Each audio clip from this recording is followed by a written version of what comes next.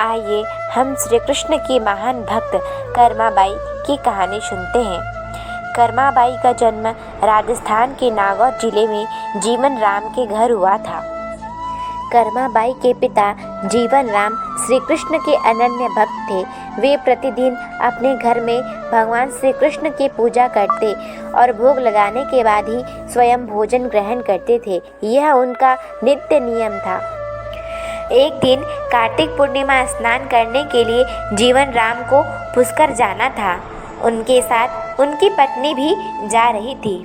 अपनी अनुपस्थिति में जीवन राम ने भगवान को भोग लगाने की जिम्मेदारी कर्माबाई को सौंपी और कहा, तुम रोज सुबह भगवान को भोग लगाने के बाद ही भोजन ग्रहण करना।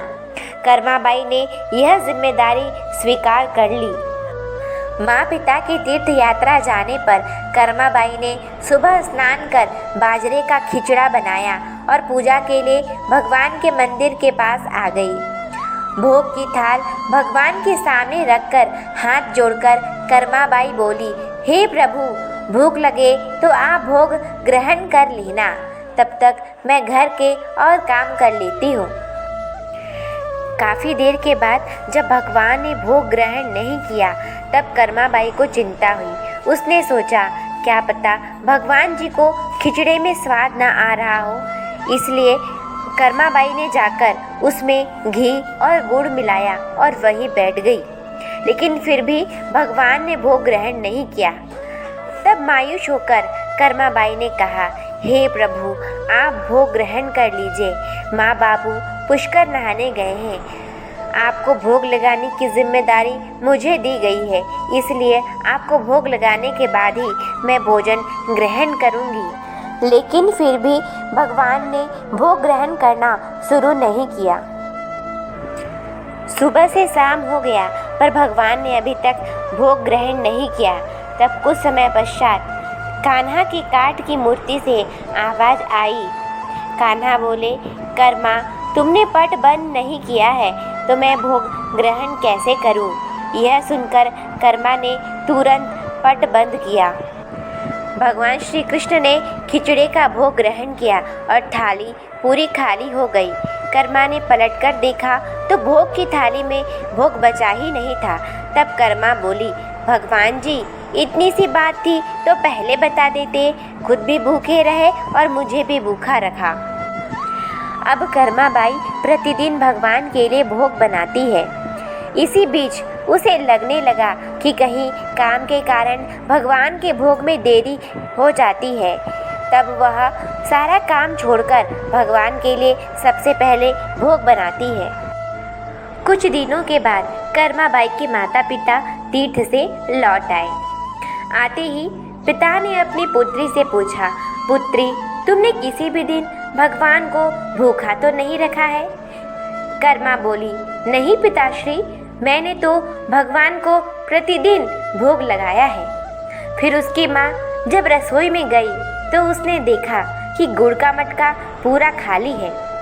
उसने कर्मा से पूछा तो कर्मा ने कहा, भगवान श्री कृष्ण उसके पास रोज आते हैं और खिचड़े का भोग ग्रहण करते हैं, इसलिए खिचड़े में गुड़ कुछ ज़्यादा डाल दिया।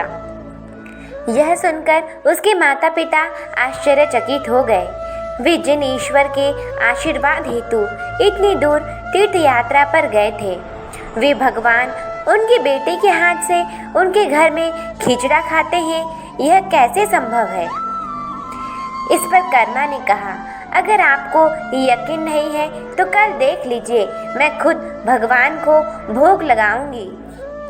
दूसरे दिन कर्माबाई ने फिर खिचड़ा बनाया और मंदिर में भोग की थाली रखकर पट बंद कर दिया।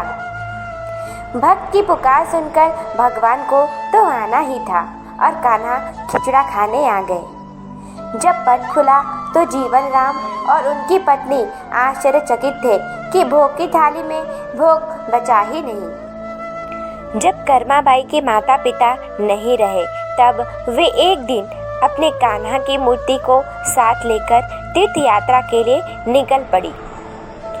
तीर्थ यात्रा करते हुए कर्माबाई भगवान जगन्नाथ की नगरी पहुंच गई और वहीं रहने का मन बना लिया।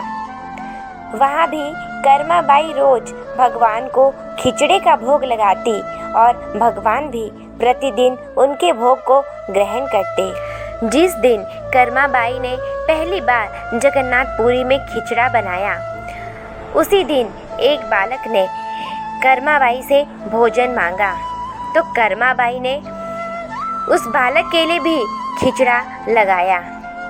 उस बालक ने खिचड़ा खाते हुए पूछा, माता, क्या मैं कल आऊँगा तो भी मुझे खिचड़ा खिलाओगी? तो कर्माबाई ने कहा, हाँ पुत्र, मैं प्रतिदिन तुम्हें खिचड़ा खिलाऊंगी।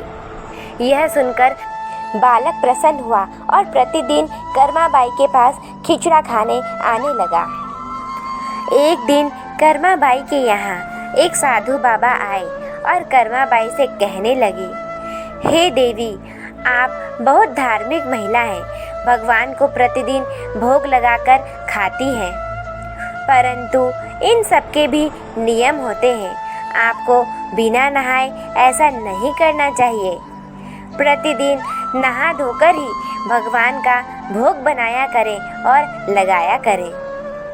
यह सुनकर कर्माबाई ने उनको हाथ जोड़कर प्रणाम किया और कहा, जी साधु बाबा, आप जैसा कह रहे हैं मैं वैसा ही करूँगी। फिर साधु बाबा वहाँ से चले गए। अगले दिन कर्माबाई नहा धोकर भोग बनाने लगी, परंतु अब भोग लगाने में देरी हो जाती और जब तक भोग नहीं लगता उस बालक को भी भोजन नहीं मिलता। बालक आकर माता से कहता, माता, देर हो रही है, भूख लगी है, भोजन दो। वह बालक जल्दी जल्दी भोजन करके भाग जाता है। कुछ दिन ऐसे ही बीते, परंतु यह कौन जानता था कि वह बालक साक्षात भगवान जगन्नाथ है। एक दिन जब जगन्नाथ मंदिर में भगवान का पट भोग के लिए खुलता, तो भगवान के मुख पर खिचड़े का जूठन लगा होता है।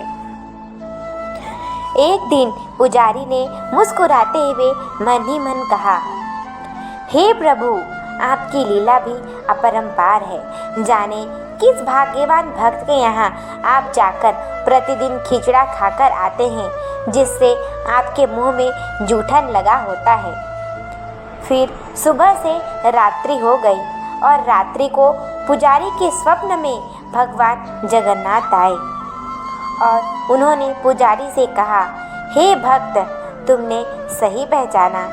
मैं अपनी एक अनन्य भक्त कर्माबाई के यहाँ प्रतिदिन उनके हाथ का बना खिचड़ा खाने जाता हूँ। उनकी भक्ति से मैं अति प्रसन्न हूँ, परंतु इसी मंदिर के एक साधु ने उन्हें उपासना का नियम बताया, जिससे उन्हें भोग लगाने में उनसे देरी हो जाती है। इसी वजह से मेरे मुंह पर खिचड़ा लगा होता है। इसके बाद पुजारी ने साधु को बुलवाकर सारी बात बताई। साधु को भी अपनी गलती का एहसास हो गया। उसके बाद साधु ने तुरंत माता कर्माबाई के पास जाकर कहा, हे देवी, आप जैसे प्रभु को पहले भोग लगाती थी वैसा ही लगाइए। मैं आपकी भक्ति नहीं समझ पाया, इसलिए मुझे क्षमा करें। कर्माबाई ने कहा, ठीक है, मैं कल से उसी प्रकार भोग लगाऊंगी। कर्माबाई ने फिर उसी तरीके से भोग लगाना शुरू कर दिया और भगवान के मुख पर खिचड़ी का जूठन अब नहीं लगा होता। ऐसे ही कई वर्ष बीत गए।